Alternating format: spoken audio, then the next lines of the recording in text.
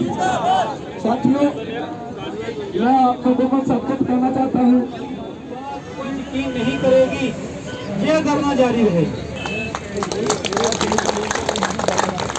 और वो भी लिखत में, रिटर्न में बात करेगी, हमें लिखत में देगी कि जब तक आप लोगों को सरकार की तरफ से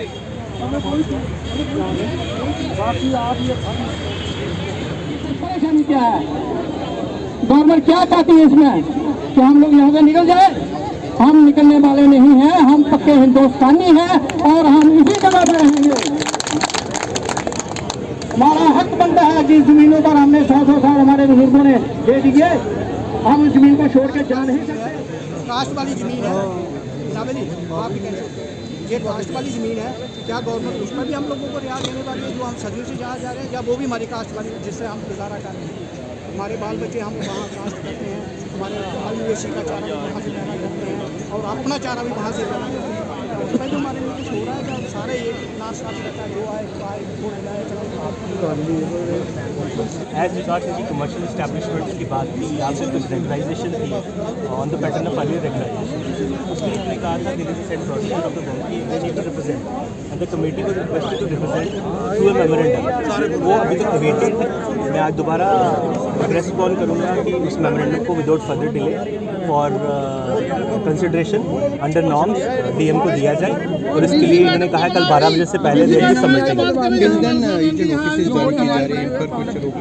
देखिए नोटिस का पीरियड अभी एग्जॉस्ट नहीं हुआ है। आप 12 बजे तक पहले आई श्योर कल कुछ नहीं है ऐसा इशू, आप सिर्फ मेमोरेंडम दे दीजिए, ठीक है? 12 बजे तक कोई नोटिस कल नहीं सब। सर ये कमर्शियल के लिए भी मांग रही है कि हमें कमर्शियल इस्टेब्लिशमेंट के लिए भी राहत। डीसी मैम का आना या हमारा आना is one and the same thing, you are being represented, ठीक है? मेरे थ्रू रिप्रेजेंट हो रहे हैं, ऐसी कोई बात नहीं है। दूसरी बात ये है कि प्रोसीजर जो हमने सेट किया है उसको हमने फॉलो करना है। हमने डिसाइड किया था 5 मेंबर कमेटी को कि वो memorandum with all the features देंगे।